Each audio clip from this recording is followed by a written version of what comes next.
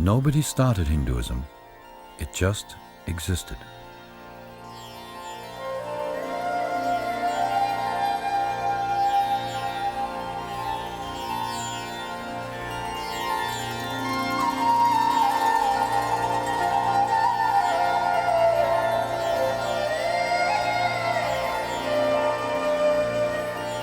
High in the Himalayan mountains, at the source of the Ganges River, a solitary monk meditates and prays. Shivoham, Shivoham, Shivaswarupo.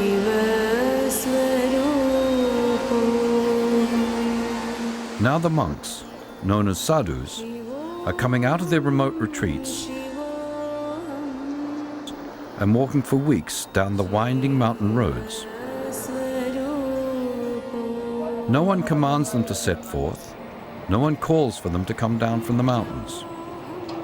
Throughout the world, men and women are drawn to a spiritual life. In India, these seekers of spiritual knowledge leave the world by their own choice and set out to find a teacher who will guide them on their journey through life. Many of them live a harsh, solitary existence in caves and huts hidden away in the depths of the Himalayan mountains, practicing an ancient tradition of spiritual discipline. They follow the route of the Ganges River as it winds through steep-sided valleys fed by hundreds of tiny streams. A sadhu, sitting under a tree, offers spiritual teachings to interested travelers.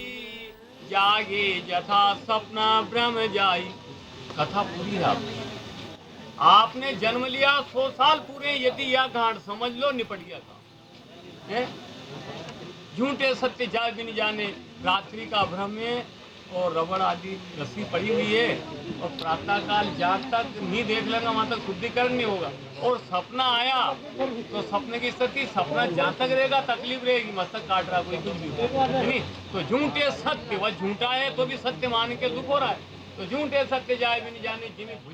In this vast mountain range, philosophy and spiritual truths are constantly discussed and contemplated. It is a strong belief of the Hindu culture that renouncing the world and retreating to the Himalayas during the final stage of one's life will lead to a heightened state of consciousness and enlightenment about the purpose of human existence. These journeys involve great hardship, but also bring the sadhus into contact with countless other wandering mendicants.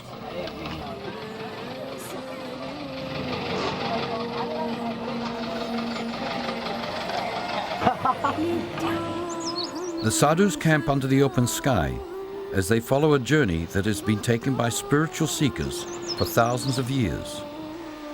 Whether they travel in company or on their own, the goal is always the same: spiritual enlightenment.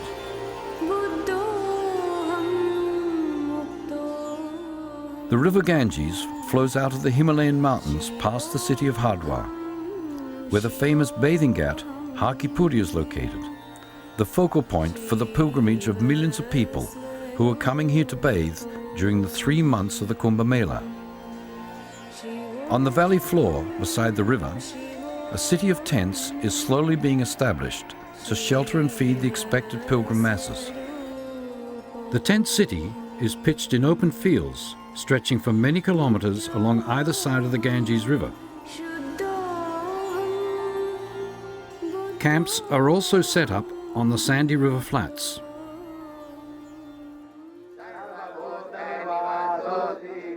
Here there will also be large bamboo pavilions for lectures and discourses, and many temporary shrines of worship. India is a land of immense cultural and spiritual riches, with a strong philosophical wisdom that has developed over many thousands of years, nurtured by a culture that has always praised the importance of spiritual knowledge. The Kumbha Mela is the most important gathering of all the spiritual masters, attracting millions of spiritual seekers in search of the opportunity to meet with pilgrims, teachers and philosophers from the many Hindu sects.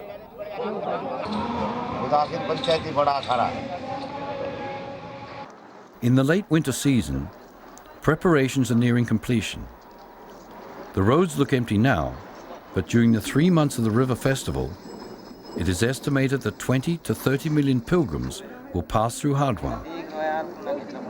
With a budget of $40 million, the government is providing the infrastructure of roads, lighting, hospitals, water supply, toilet facilities, and temporary bridges.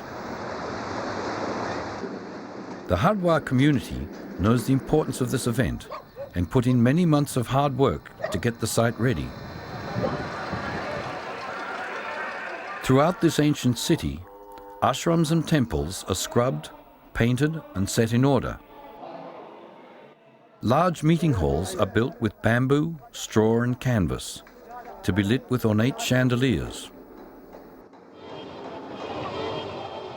Buildings and camps are decorated with strings of twinkling lights, creating intricate patterns in the cool night air. In many ways, the Kumbha Mela is an immense spiritual university that dates from thousands of years ago. In the camps and ashrams, teachers and pilgrims meet each other. I think what the Kumbha Mela does is brings these holy men from around the world, especially around India, to one place for a period of 2 or 3 months, and then it draws seekers from around the world. And I think the confluence of the two, or the meeting of the two, is the greatest thing that happens at the Kumbha Mela.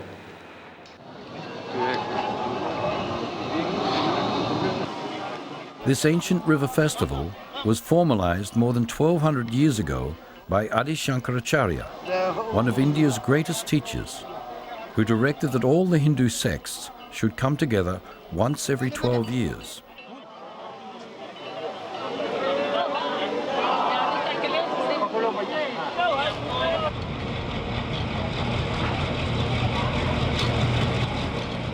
Pilgrim trains provided by the government bring millions of seekers to the Kumbha Mela, some riding on the roofs of crowded carriages.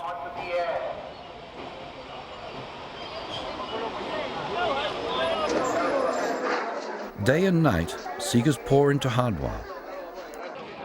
The Kumbha Mela is where all notion of class or social status is put aside. It is the great social leveler. People that would never normally meet harmoniously blend together into an endless stream of humanity. Many of them have traveled for weeks and months to get here, worn, poor and hungry, but sustained by their faith. These gatherings are a mixture of joy and traditional formality. This is the only time that many of the great men and women of knowledge are available to the average pilgrim in what has become the largest mass participation event in the world. To make appear, to make manifest true love for all beings. This is the main purpose of this Kumbh Mela. After 12 years at least, we should sit together, we should talk together, we should discuss together, and we should understand together oneness. The mythology of the Kumbha Mela dates from prehistoric times when the gods and demons churned the ocean of the world using a mountain as a whisk and a giant snake as a rope. Out of the ocean arose a large pot known as a kumbh, containing the nectar of immortality. After a fierce battle between the gods and the demons, one of the gods, disguised as a bird, escaped with the kumbh. And as he fled, a drop of the nectar fell to earth at Haridwar, sanctifying the bathing ghat of Har Ki Puri for all time.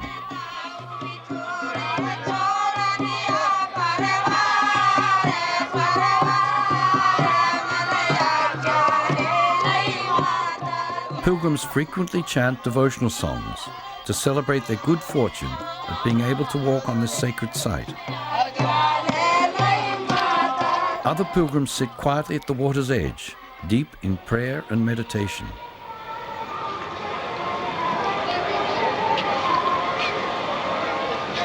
It's an ancient practice that was reinfused by Adi Shankara to bring the Hindus together and train them and teach them and give them a taste of the philosophy and the dharma of the Hindu religion, so that people, as they get modern and get lost in the modern things of life, that they would have the opportunity to sort of reconnect to the teachings, to the holy men.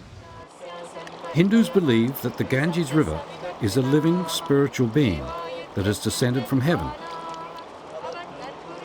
This small group perform an elaborate ceremony honoring the river as a goddess by chanting Sanskrit phrases and casting offerings into the swift-flowing waters.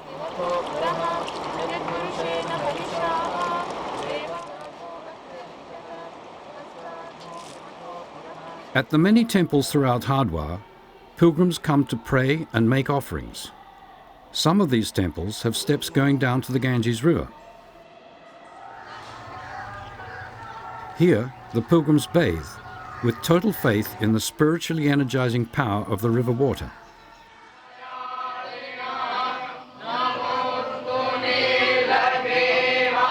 In a country the size of India, especially in ancient times when travel was difficult, this gathering of spiritual masters and students for a period of 3 months every 12 years was an important process of unifying this diverse religion.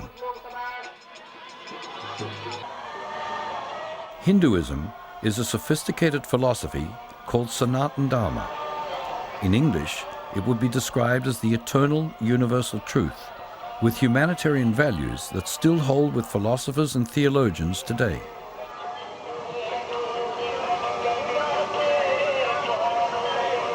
What does Sanatana Dharma want to give us, show us, teach us? I think simply it wants us to live a wholesome life. World over today, people are trying to be organic for themselves, for the earth, for air, for water, for all of these reasons. And I think that the Sanatana Dharma also tried to teach us to be holistic, to be organic, without quite using those terms or those words. Nobody started Hinduism. It existed, and it says that all people, all lives have a right to live or promote itself. Life must be promoted. Sarve bhavantu sukhina, sarve santu niramayaha, sarve bhadrani pashyantu, ma kaschid dukkham apnuyat. May disease and suffering come to no one. May all be happy. May all reach this stage of perfection. And this is called Hinduism. At campsites around Haridwar, sadhus, swamis, and the leaders of the 10 Hindu sects prepare for the entrance procession that announces their arrival at the Kumbha Mela.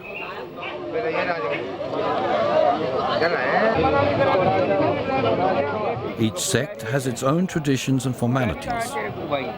In the camp of the Juna sect, thousands of sadhus of this spiritual path come together to honor their spiritual masters simply by sitting in their presence.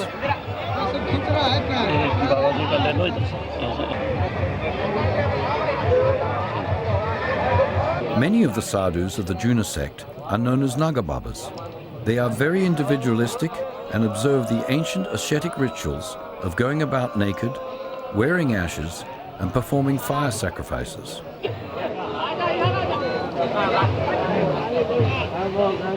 They are one of the oldest sects in India, with traditions dating from more than 3,000 years ago.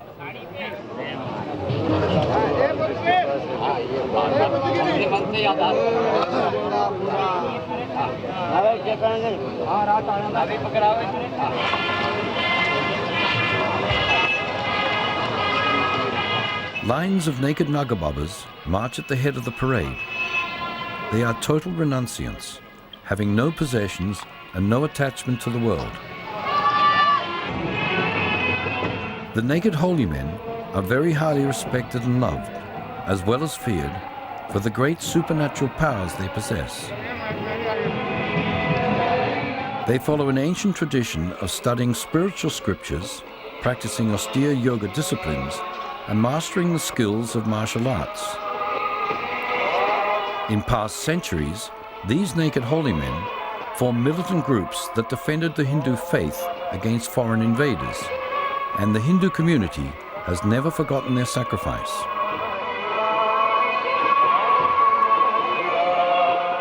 The 10 Hindu sects escort images of their supreme deities and their spiritual masters on this grand procession. In this way, they announce their arrival at the Kumbha Mela and show their traditions and strength. This holy man displays his long hair that has not been cut since the day of his initiation as a young boy, a sign of his dedication to the spiritual path that he follows.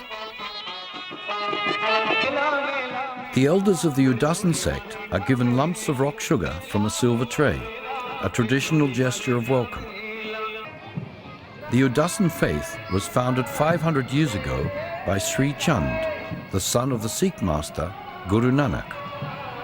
Today, they still honor the teachings of the Sikh Book of Knowledge, the Guru Granth Sahib. They don't marry, but live a celibate life focused on their spiritual quest.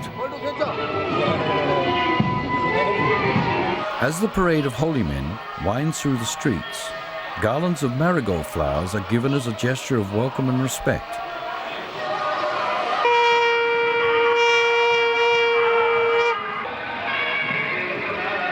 The entrance procession is a crowded celebration, welcoming the many different sects of the Hindu faith. It becomes a joyful exchange of greetings. The people honor the holy men, and the holy men bless the pilgrims, monks, sadhus, and general public that line the roadway.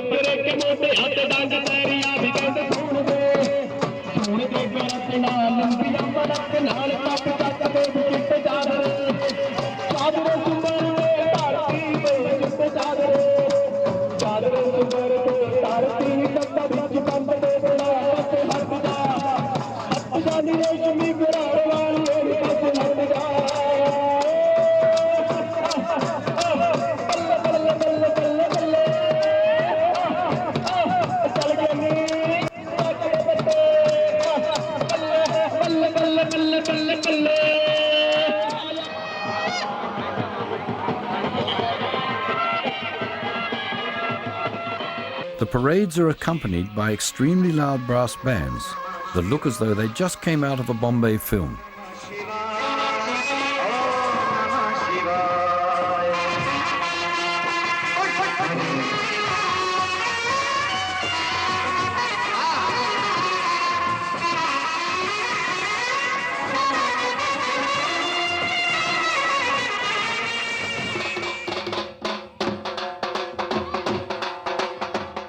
Even young schoolgirls join in the parade with their own traditional dance.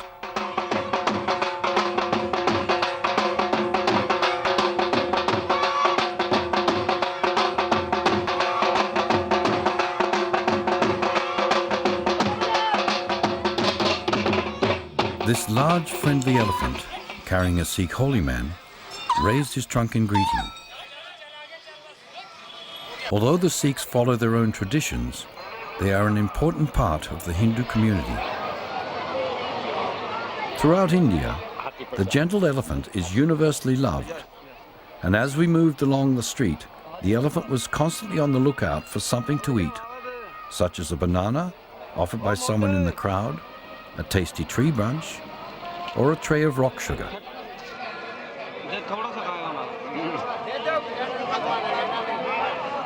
The public welcomed the holy men with great love and respect as they embraced this opportunity to be in their company for even a brief moment.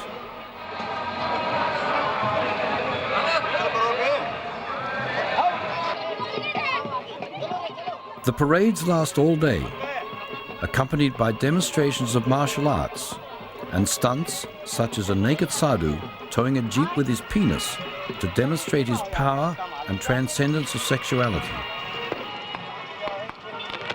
They are all here for the same purpose, to celebrate the unity of their spiritual belief.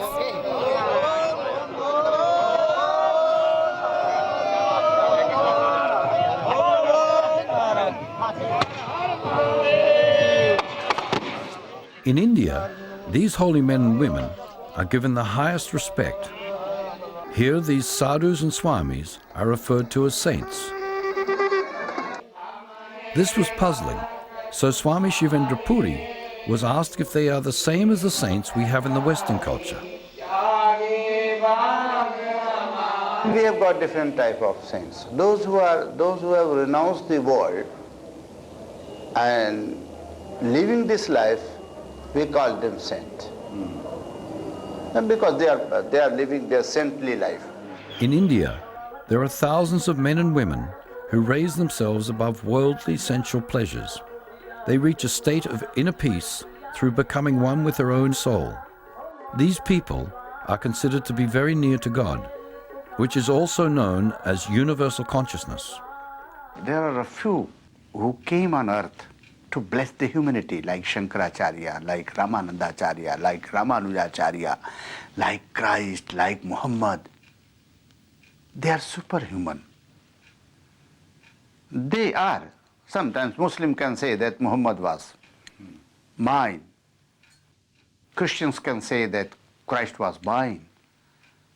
Hindus can say that Ramanujacharya, Vallabhacharya, Shankaracharya is mine. But actually they came on earth for human being. That's why everybody knows it. So such type of personality, such type of realized person used to come in the Kumbh Mela to bless the human being. That is the main thing. Whether we could recognize or not, that is another thing. Many of these holy men live in isolated caves and huts scattered across India, and probably only leave their retreats at the time of the Kumbh Mela. And the most extreme renunciants are the Nagababas.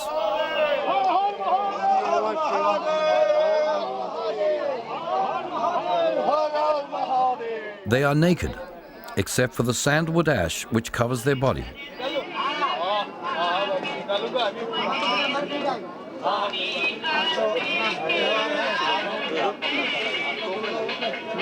Apart from being an effective protection against heat, cold, and insect bites, the ash helps them to live in the world resisting temptation by reminding them that they too will eventually become ashes.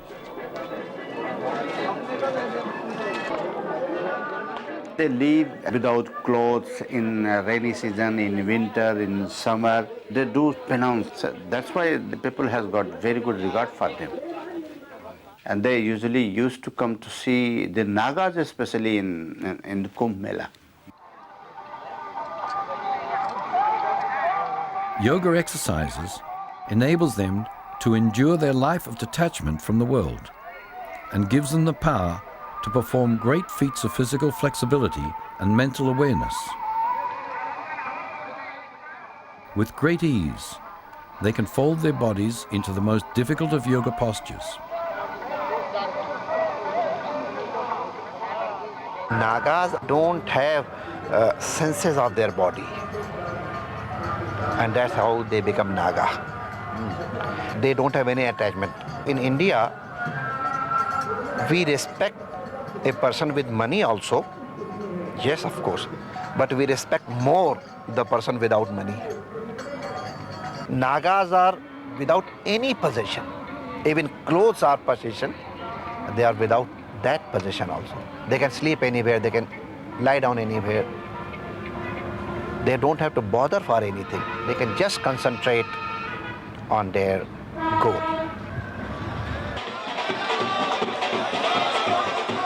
During the entrance procession, the Nagababas are enthusiastically welcomed by hundreds of thousands of people who line the roads and shower them with flower petals and offerings of fruit and garlands of marigold flowers. These naked holy men are only seen during the Kumbh Mela, and when the Kumbh Mela is finished, they will disappear. They see the world with a vastly different vision to most of us. To them, the world is of no importance. They are trying to be completely detached from the world and from their body. Many of the yogis at the Kumbh Mela sit for hours beside their sacred fire, silently repeating their mantras and prayers. This is a very traditional form of yoga, and after years of practice will establish the yogi in a high state of consciousness.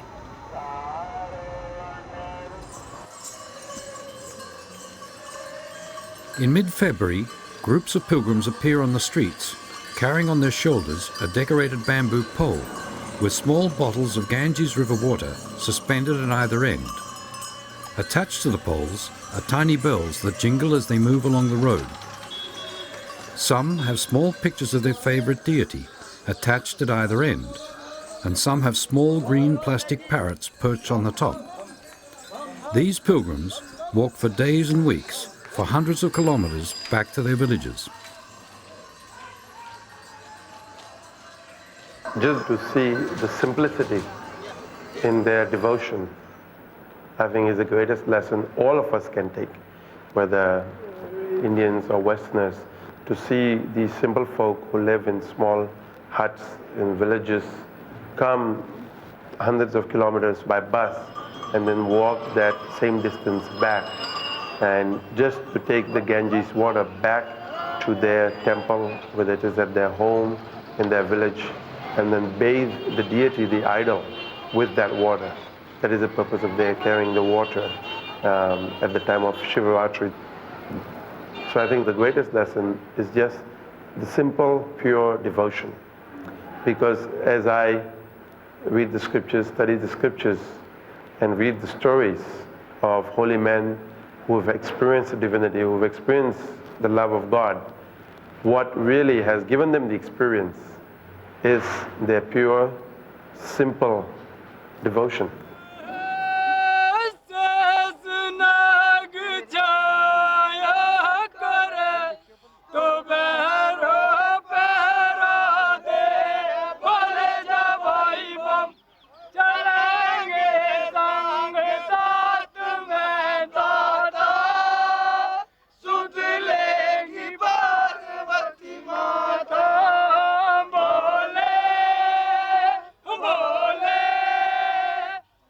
One of the main objectives of the pilgrims is to bathe at the sacred site of Hakipuri, where the devout believe Lord Vishnu left an imprint of his feet.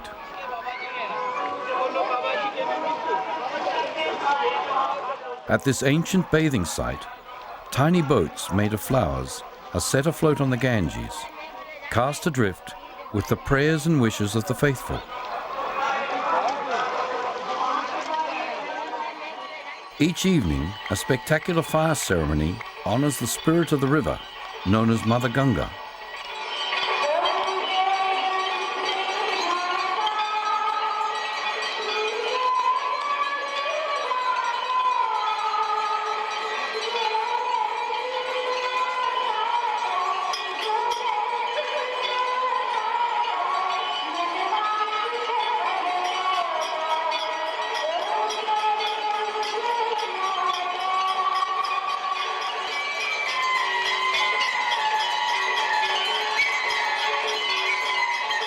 Among the many practices of devotion at the Kumbh Mela, singing and chanting is perhaps the most striking and evocative. An ecstatic song of praise to God is sung by the Bauls of Bengal, a nomadic tribe of minstrels. Here, the culture in the form of music and the religion are one. The song is their offering to God and the Guru seated peacefully on his throne.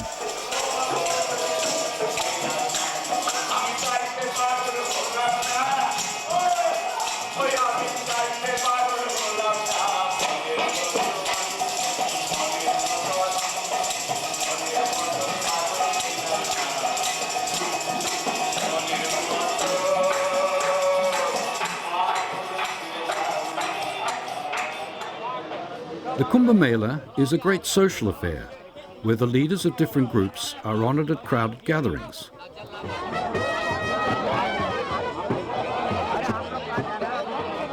Here, the pilgrims and sadhus offer garlands of marigold flowers to the main guest, as small dishes of sweet fruit salad are given to everyone present. Throughout India, there is a gracious mutual relationship between the people and these holy men. It seems that an appreciation of their selfless acts, or even acknowledgement of their life's commitment, the sadhus' meager needs are provided for by villagers and city folk all over the country. The task of feeding the sadhus throughout the 3 months of the Mela is no small feat.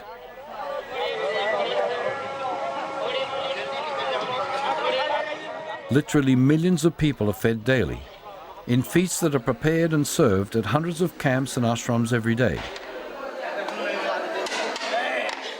Thousands of sadhus patiently sit on the ground in long lines. The meals are quickly and efficiently served by teams of volunteers who take about 20 minutes to serve the gathering.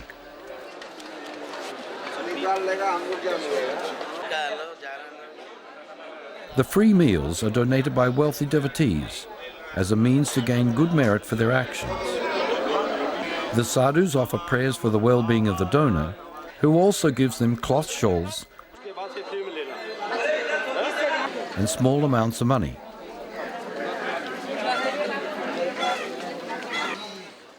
After they have eaten, spontaneous songs of praise arise from different sadhus.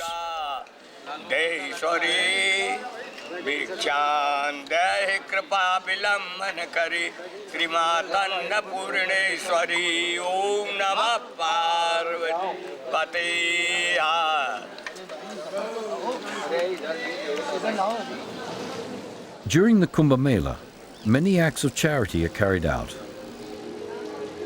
Under the guidance of Swami Nityananda, a team of volunteers set up a tent in the street outside his ashram, Shanti Mandir, where a free eye service is offered to sadhus and simple rural folk.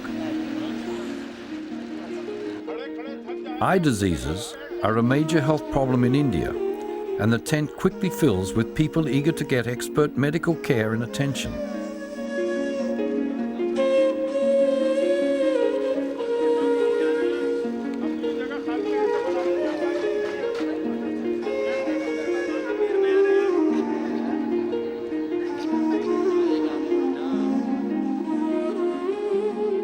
This particular eye camp was quite successful. 400 people came to have their eyes checked. It was discovered that 80 of them are going to need cataract surgery. 20 cataract surgeries will be done the same day.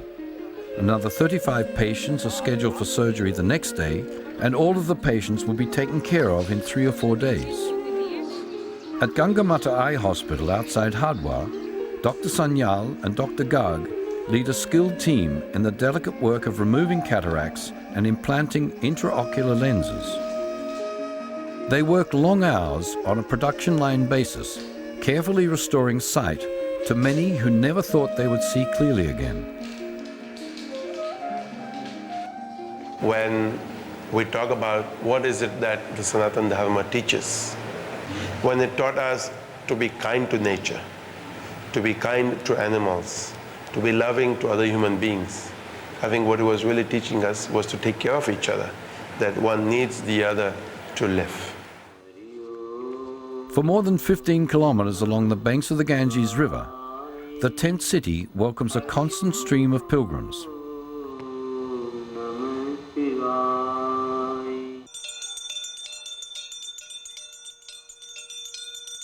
The Hindu faith seems complex, presenting a multitude of gods. In this simple camp, pilgrims are sheltered by a sadhu who doesn't speak and is known as Moni Baba. Each evening, they sing to their idol. For them, it is the physical form of the unseen God.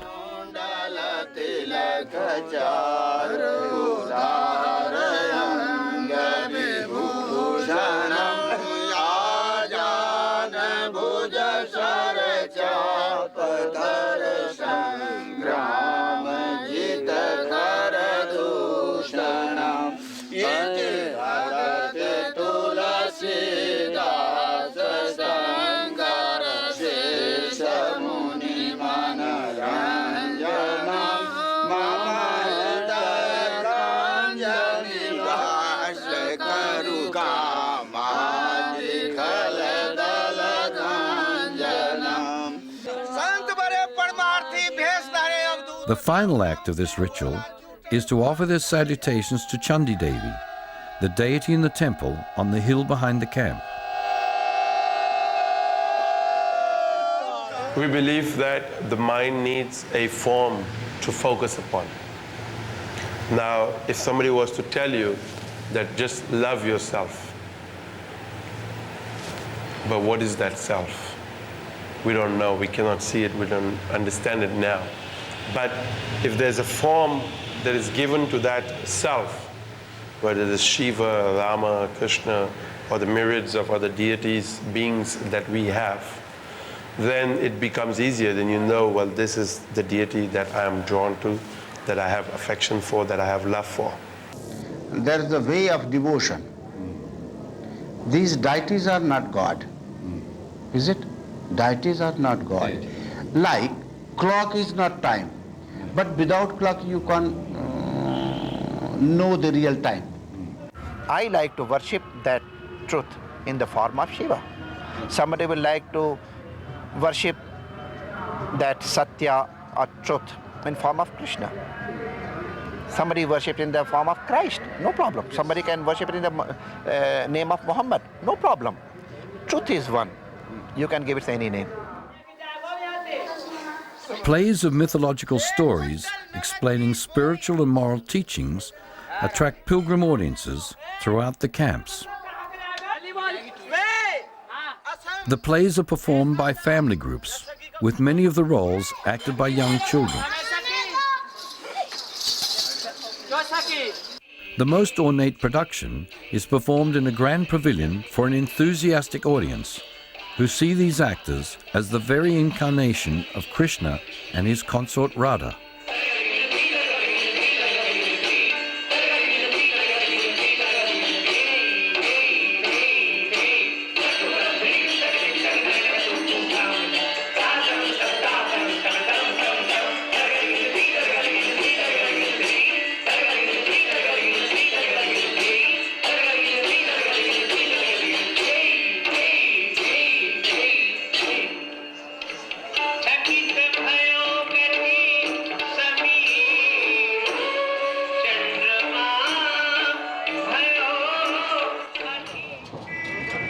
In the camp of the Bairagi sect, folk singers praise the sadhus.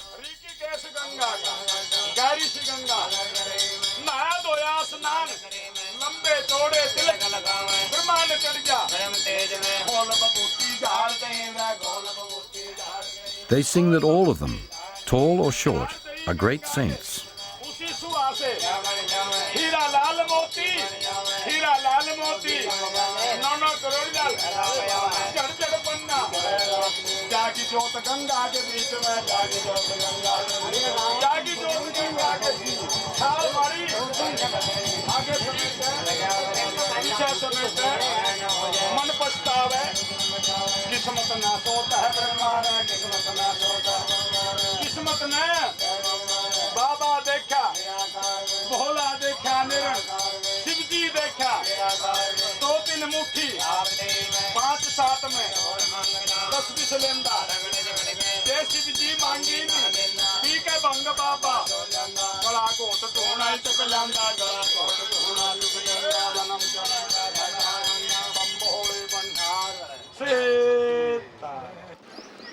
Many of the sadhus practice austere disciplines on a daily, long-term basis.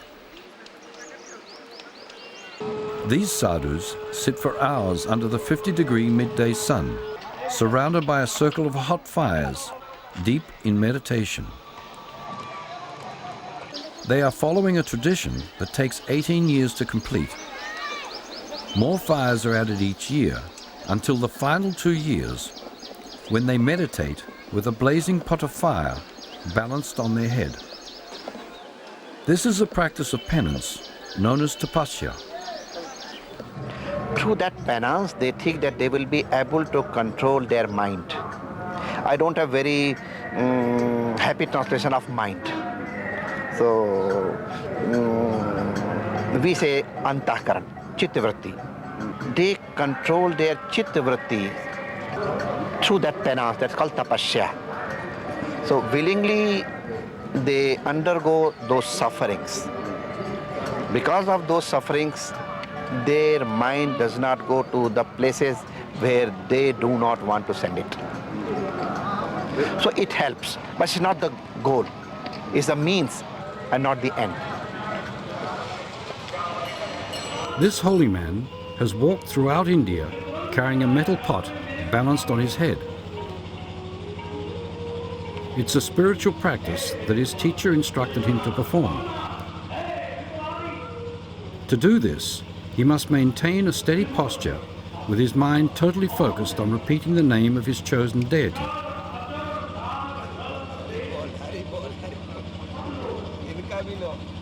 Ramdas Kesri is a standing Baba, or Karashwari. For 6 years, he has remained standing. He does not sit or lie down at any time. He even sleeps standing up, supported by a small wooden platform hung from a pole, and will continue this penance until he has completed 15 years. Holy men, such as him, easily undergo this great hardship. If you are doing it lovingly, then it's a joy. Each day, learned teachers present lectures on different aspects of the spiritual journey. These gatherings are called satsangs, or being in the company of the truth. Pilgrims sit with focused attention as they contemplate the knowledge they hear. Some of these satsangs are small and intimate, such as in the simple camp of Brahmdev, who lovingly and patiently explains the meaning of the ancient scriptures. Other satsangs are held in large pavilions with audiences that can number in the thousands. In all of these satsangs, the universal truth that has been taught for thousands of years is described in its many different forms. As an obstacle, we see it as a blessing. This sadhu performs his daily worship by offering his prayers into a small sacred fire, along with a tiny spoonful of oil. During the Kumbha Mela, many different fire ceremonies are performed. These rituals are known as yagnas. Brahmin priests recite phrases in the ancient language of Sanskrit. In this way, they honor the deity that is invited to be at this gathering. The fire is regarded as the living spirit of the deity, to which pilgrims pray for the welfare and prosperity of the community.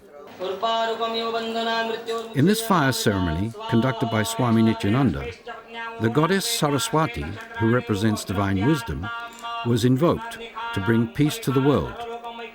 The goddess, in the form of fire, gives life and devours life in a continuous cycle of birth and death. The pilgrims are able to silently offer their negative concerns into the fire, as well as their personal prayers and wishes. On the dusty river flat, inside a large open-sided bamboo pavilion, 1,000 Brahmins are seated around 100 flaming fire pits, into which they toss pinches of mixed seeds as they intone an ancient Vedic chant.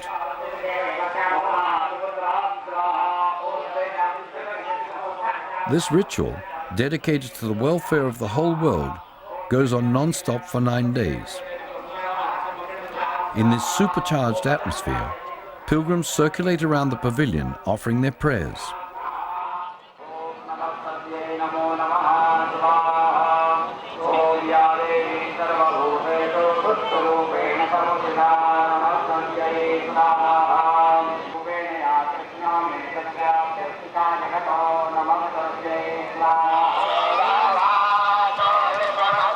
The climax of the Kumbha Mela is determined by astrologers. The planetary alignment is in its most powerful phase. The atmosphere becomes charged with mantra and expectation as the day awakens to the sound of sacred chants coming from all directions. Since before dawn, millions of pilgrims have been streaming to the Ganges riverbanks.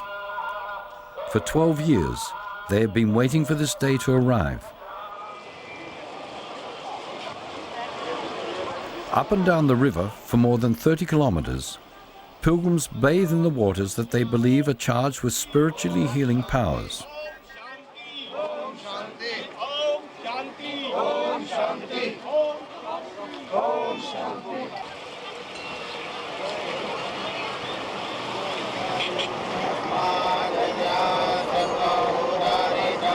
In the early morning, the leaders of the Awahan and Mahanivani sects offer their prayers to the river, accompanied by hundreds of their students.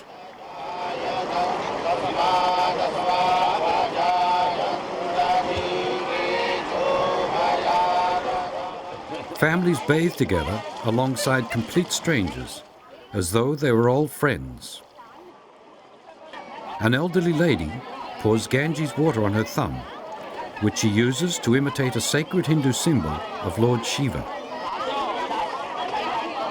Even though the riverbanks are crowded, there is goodwill and joy amongst all the pilgrims. They are responding to their own inner call to be here, as they believe that participating in this enormous event is a once-in-a-lifetime opportunity. The major procession to the bathing site of Hakipuri is led by two holy men carrying ancient spears, followed by thousands of Nagababas.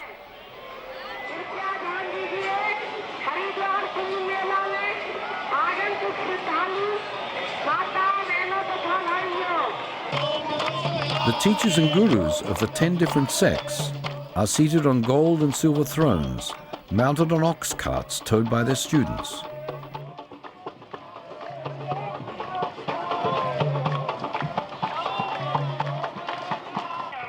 Teachers of the Bairagi sect ride on the roofs of cars and trucks.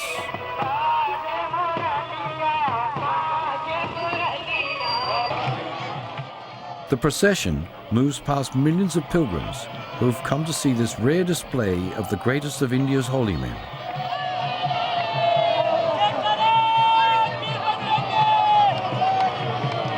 My good wishes, blessings to the whole of world on this auspicious occasion of Kumbh Mela.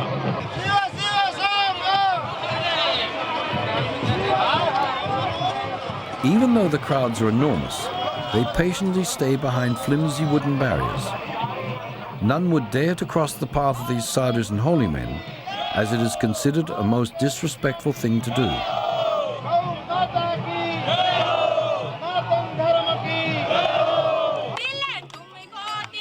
Devotees chant ancient mantras and devotional songs as the procession moves towards the bathing site of Hakipuri.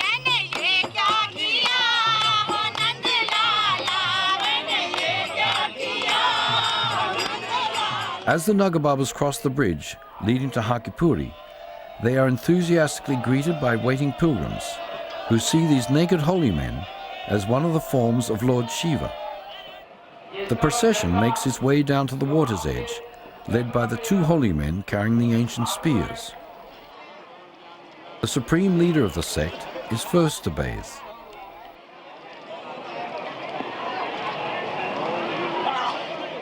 Then, with a great rush, Nagas, sadhus and devotees enter the cold Ganges water, shouting their salutations to God and the spirit of the river.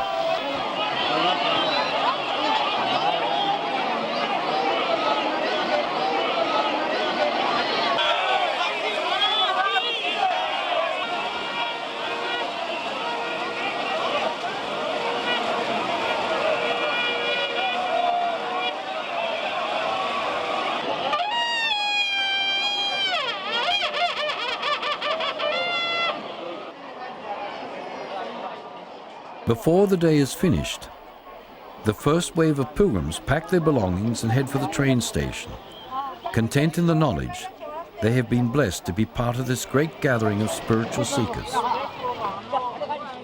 In 12 years, the pilgrims will gather again in Haridwar on the banks of the river Ganges, and as they have done for thousands of years, they will seek the knowledge of the wise ones and immerse themselves in the experience of their own inner consciousness.